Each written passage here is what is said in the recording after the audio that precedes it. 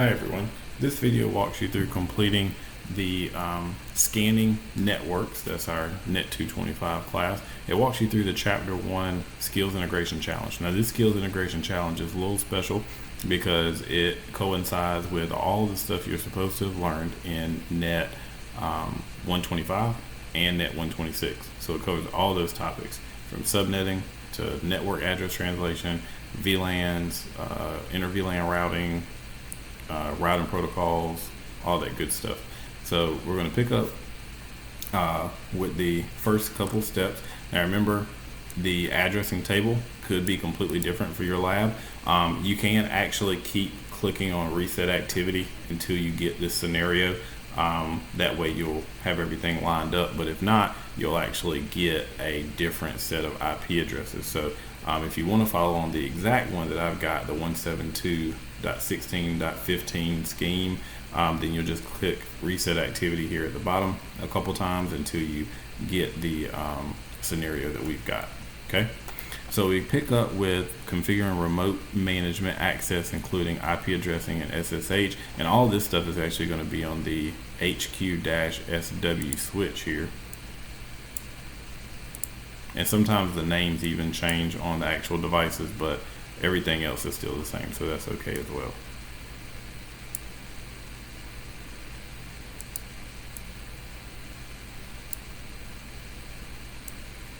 Okay. Not get that at the bottom.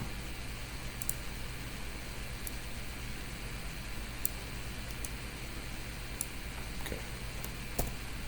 All right, so we're going to enable config T to get in the global configuration mode, and it wants us to configure SSH. So first thing we're going to do is IP domain name,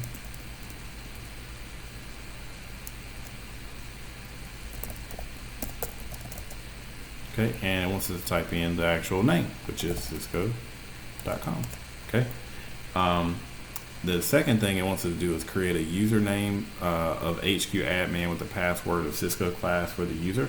So username HQ admin, username Cisco class, all one word. Oh, sorry.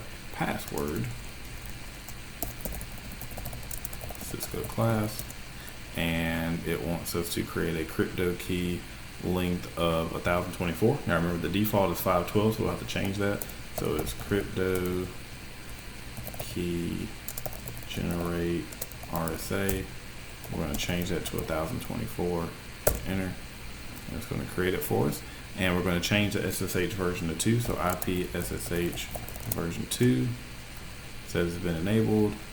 We also want to set it to 2 authentication attempts, so IP SSH authentication retries 2, IP SSH timeout 60 for the 60-second timeout. The next step it wants to do is clear text password should be encrypted. So we're going to do service password encryption. And again, my commands are filling in so fast because I'm using the tab key a lot. All right. So that also the last step would be to go to the actual VTY lines. It doesn't say which ones it wants us to do. So we're going to do 0 through 15 to handle them all.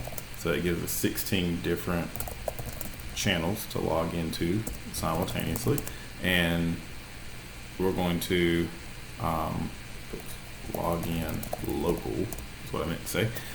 So service password encryption, line VTY 0 through 15, transport input SSH, and my command should have said log in local, not just log in. Okay, and we're going to exit out of that. So that takes care of SSH. Now the next thing we want to do is configure the name and assign VLAN. So we're going to consult our little table right here. Remember, yours may be different. VLAN 15, name servers. VLAN 30, name PCs. VLAN 45, name native. VLAN 60, name management. Okay, so we've got all 4 VLANs set up and named.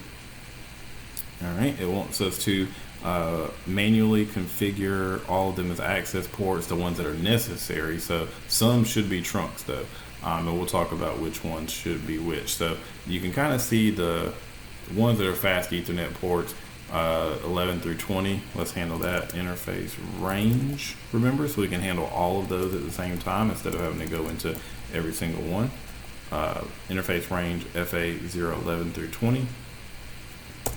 Switch port mode access, switch port access VLAN 15, and no shut. Okay, interface range FA01 through 10, switch port mode access, switch port access VLAN 30, interface range, just interface G, and that probably should say G01. I'm going to double check that. They rarely are named 11. Yep, it should be 01, so note that. It's probably the same for everyone. Interface G01, and we want to do that one actually as a trunk, and the reason being, if we just look at our diagram here, it actually connects between the switch and the router. Remember, switch to in device, you can do an access port, but switch to usually another switch or a router needs to be a trunking port because it needs to carry all the VLAN traffic. So here we're going to do switch port mode trunk, switch port trunk, native VLAN 45, since it is the native VLAN, if we look at our diagram, and switch port trunk allowed VLAN, and we want to allow them all, so 15, 30, 45, and 60. You can just list them out just like that, and no shut on that end. It will not turn from red to green yet because we got to configure the other end on the router first. So don't be alarmed yet. Let's see, the last one. Okay, we got that. We also want to go ahead and configure interface VLAN 60 with IP addressing information, and it changes the state to up when we type in interface VLAN 60, and its IP address is IP add 172.16.15.10, and it is in the 60 space here, the 60 VLAN, so we're going to use that same type of subnet mask, 255.255.255.248. So you see the subnet mask up here for the VLAN 60 is in the addressing space. It doesn't really give us one here, but we should have one, so should probably be the same. Okay. We also want to set a default gateway for the actual switch itself, so IP default gateway, and we want to set it as the 60 VLAN 60 IP address. Okay, so 172.16.15.9.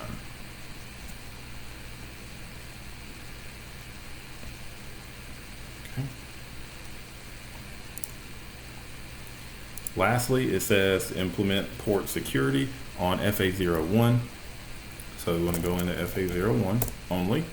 And it says to implement port security by allowing 2 MAC addresses that are automatically added to the configuration file when detected. So first we want to do switch port security to turn it on. Switch port security max 2. Switch port security MAC address sticky. So what that does is it sets it where it will only learn 2 addresses and keep that in the table, a maximum of 2. And the sticky means that when it's detected, so it detects it dynamically, like on demand. So the first 2, whatever 2 it detects, that is what sticks.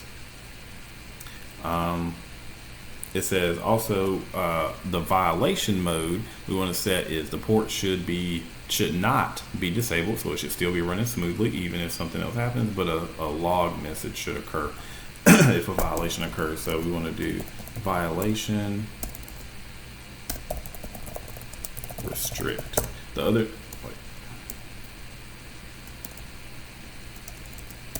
violation restrict. Now the other two, if you look, the other two modes are protect, which really doesn't do much, and shut down, which actually shuts everything down. Alright, so we got all that in there. Okay, so let's just check our results as we have went through all of the commands for the HQ SW. Oh, okay, we got to turn off the port. Sorry, that was the very next step. I got to have myself there. The next command or direction says disable all unused ports. So we got to make sure we read everything. I failed on that one. Interface. It looks like we've used 1 through 10, 11 through 20. So interface range FA 0, 21 through 24. So there's 24 ports. Shut down. Interface range G02 is the other one, and we want to shut that one down as well. Okay, so now we've got everything ready to go for that one particular device. So now we're going to move on to the HQ router.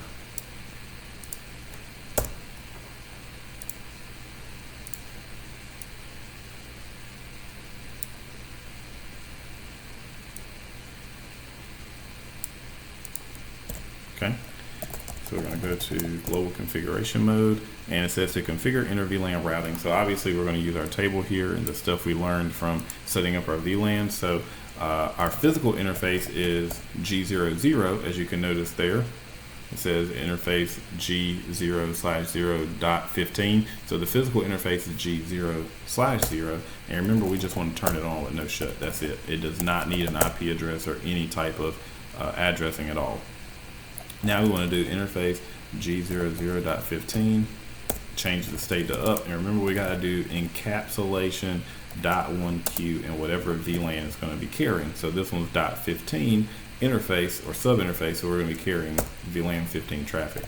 We do IP add 172.16.15.17 255.255.255.240. Interface G0/0.30 changes up. Encap.1Q30. IP add 172.16.15.33 255.255.255.224. Interface G0/0.45.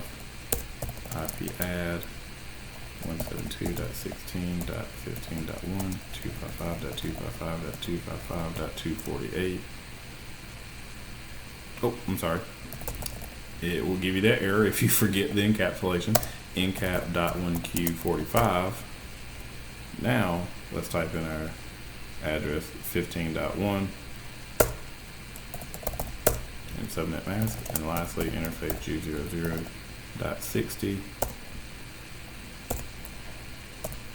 Encap.1Q60.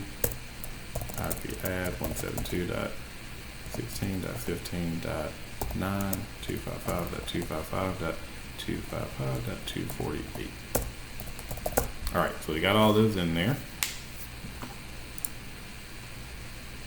It says configure DHCP services for VLAN 30. Okay, so we're only going to focus on this VLAN 30 subset here.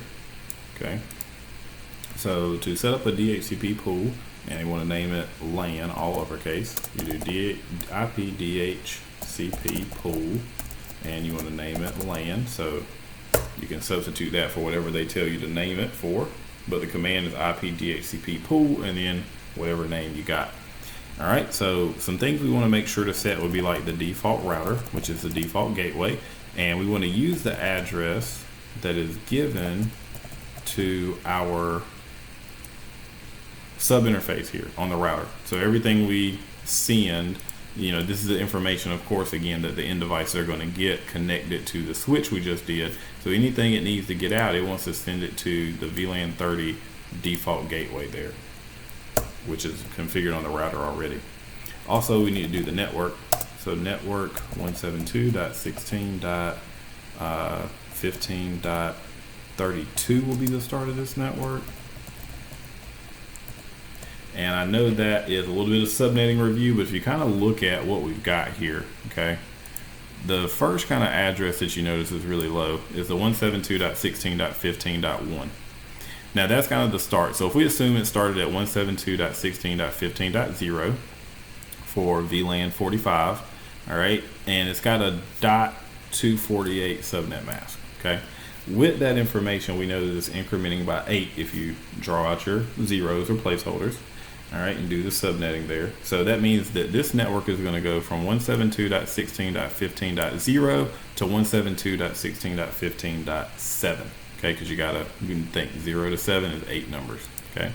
The next one it picks up with is 172.16.15.8, actually, because that's the start of this next network. Even though it shows the first usable one is .9, it also has a .248 subnet mask, so it will be incrementing by 8 as well. So this network will go from 172.16.15.8 to 172.16.15.15.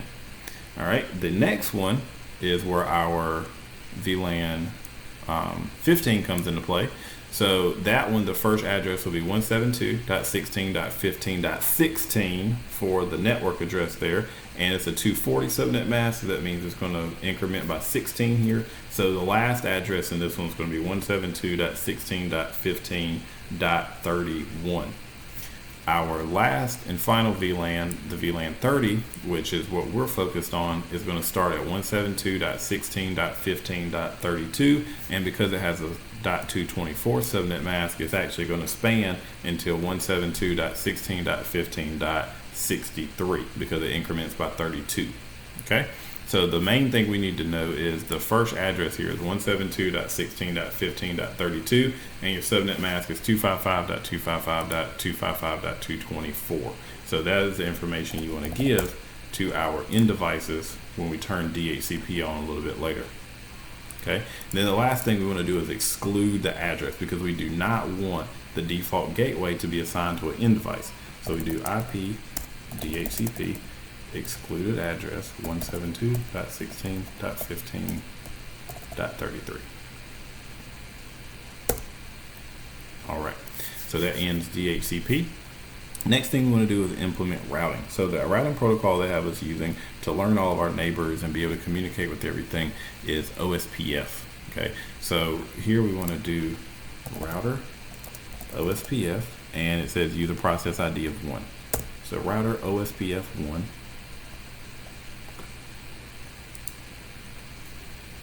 All right, and we're going to set a router ID. It says it wants our router ID to be 1.1.1, so router dash ID 1.1.1.1. Get the mouse out of the way here. Okay, then we're going to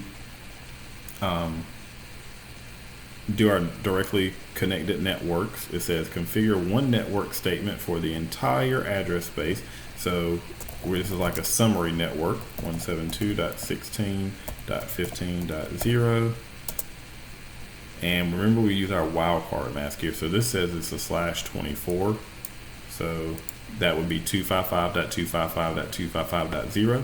So remember, the inverse of that is the wildcard is 0.0.0.255. Oh, sorry. And the area, they don't tell us what area, but we're going to probably use area 0. So let's say area 0. All right. So again, if you think about it in terms of, and you can already see adjacencies starting to form there, which is good. That means stuff is working and communicating with other routers. You know, all of our networks up here for all the VLANs are kind of split up into 240, 224. You know, it kind of spans short spaces. This one will actually span, if you think about it in terms of what this /24 means, it means it takes up that whole last octet. So it'll start at 172.16.15.0 and span all the way to 172.16.15.255. So that takes care of all the networks in between. So it's kind of like a summary route. The next step says disable interfaces that should not send OSPF messages. Now obviously right here to our end device of HQSW, it shouldn't really get a router OSPF update packet. So on G00, we want to disable that from happening. So we do passive dash interface G00, because we don't want that to get any routing updates because it's not a router. And configure a default route to the internet. So remember to do a default route. We actually exit out of here, and a default route is IP route command, all zeros every single time. That's what the word default means for the IP address and subnet mask. It basically accounts for anything it doesn't know about. And we're going to send that, it says create a default route to the internet. So let's look at where the internet is. These are intranets, so that's not it. So it's over here, the internet. So you can do it a couple ways. Remember, you can send it out of an exit interface every time, and it really doesn't tell you which one to use. So we're going to send it out of the exit interface S010.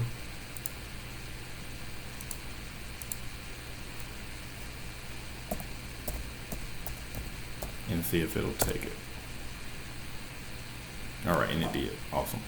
All right, the other thing would be the next hop IP address. So you would actually put the IP address there instead of the interface. You put the IP address of whatever this over here is, but of course it's kind of hard to see. We don't know what the IP address is. So if you just say send it out of my end every time, which is this one port here, it'll make it, right? We don't need to know what the internet's IP address is because we cannot control that. It could change. Our end is always going to be the same port, hopefully, and if it's not, we'll know it, so we can change it. All right, so we are almost there.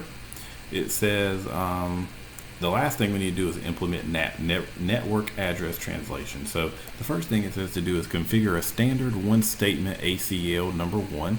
Okay, and if we think all the way back last semester, we learned a lot about ACLs. Now, standard ACLs, if it's numbered, remember, range from 1 to 99. Anything in the triple digits, the 100 to 199 would be extended. Okay, they also have some ones in the thousands, but those are not, used as much. So here we're going to start the access list. So access list 1. Okay, and it says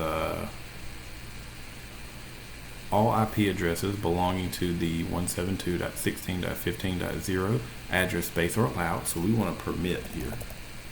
Okay, access list 1 permit 172.16.15.0, and we want to use our wildcard mask. So this would, the /24 would be 0.0.0.255. Okay, and hit enter. That's all. Remember that the standard access list only allows you to put one or a couple arguments, obviously the number of it, whether it's 1, 2, 3, or whatever, permit, deny, or remark, and then your source IP address and information. Remember, that's all it does. The source IP, if it's like just one computer, you could do host and that one IP address, or you could do the network address and the wildcard mask for that whole network. That's all it accepts. Remember, extended, you can do like the destination, the source, the port number, all that good stuff. But here, this is the only one you can put in here, the only statement. All right, so we put that one in there. Also, remember, right below it, when we implement a permit, a deny, any statement of access list and turn that on, right below that is a deny any. So it pretty much denies all the rest of the stuff. So right now we're permitting all of our hosts. It says refer to the documentation and configure static NAT for the file server. So if we look at our file server, okay, we got file server. It says an inside and a outside address. Remember, that's very important when it comes to implementing that, because we actually want to change that one address from one thing to another. So here, okay, we can do that with the ipnat command, inside source static, and we want to change it from the inside address of 172.16.15.18 to the outside address of 209.165.200.227. Okay, so we want to change it from that one address to the other every time. So to the outside world, that file server is going to be 209.165.200.227. To everybody else, it's going to be 172.16.15.18. Okay.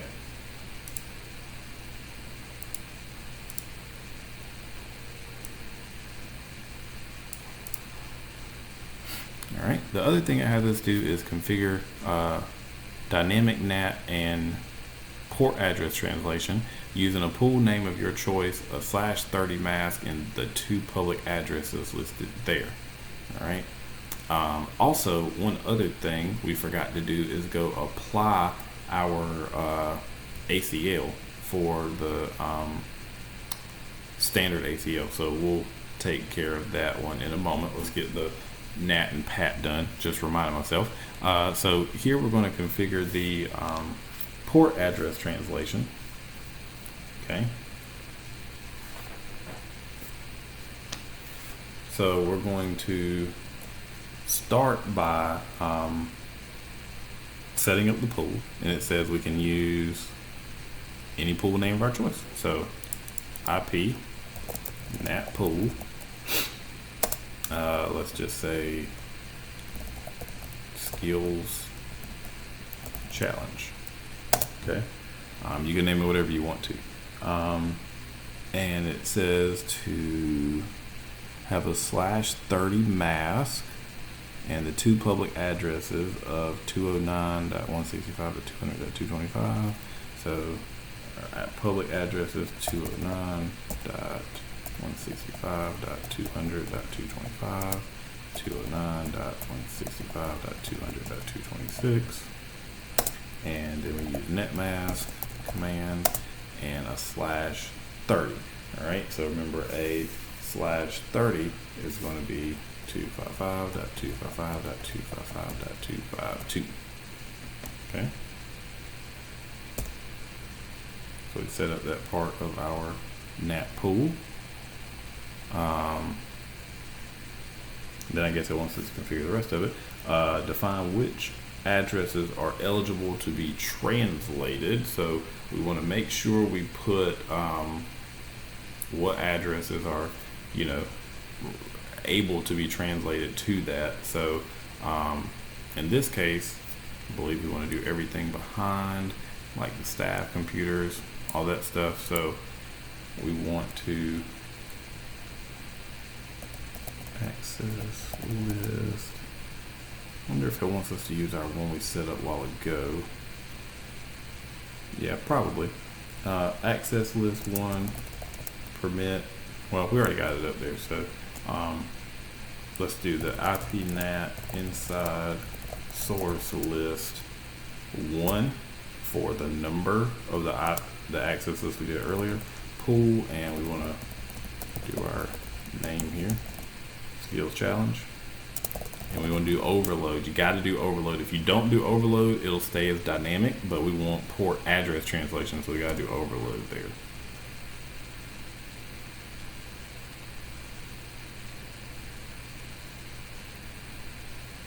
All right, and then we have to go apply it. So let's see, I'm assuming. All right, so next, after we get all the overload and everything configured, we want to actually go apply it to these interfaces. So we do interface S000, because you see we got 3 serial interfaces around HQ there. All right, interface S000, IP NAT inside, exit, interface S001, IP NAT inside, interface S001, IP NAT inside.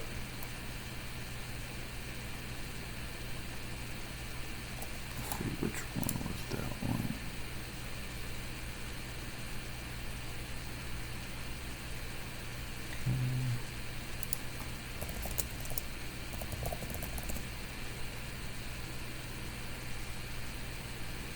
sorry, the 10 is the one connected to the internet. Okay, so that one should be outside. That's my fault.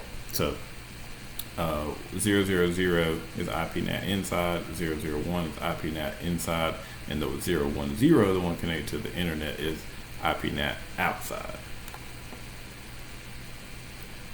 Okay.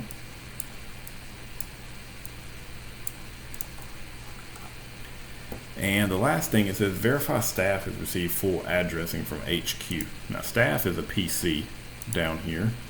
So let's go to its IP configuration and see it set it static. So we want to change that to DHCP and see if it pulls an address, and boom, it does.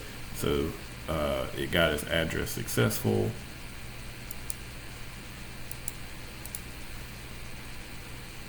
Okay, and it looks like we got 67 out of 70. So let's see what we might have missed here. Okay, it says the NAT modes for G0/0.15 and G0/0.30.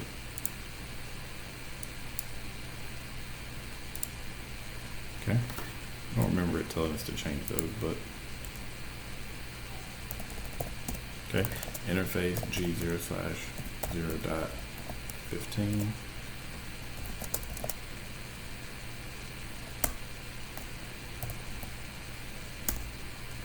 And that was for NAT. Okay.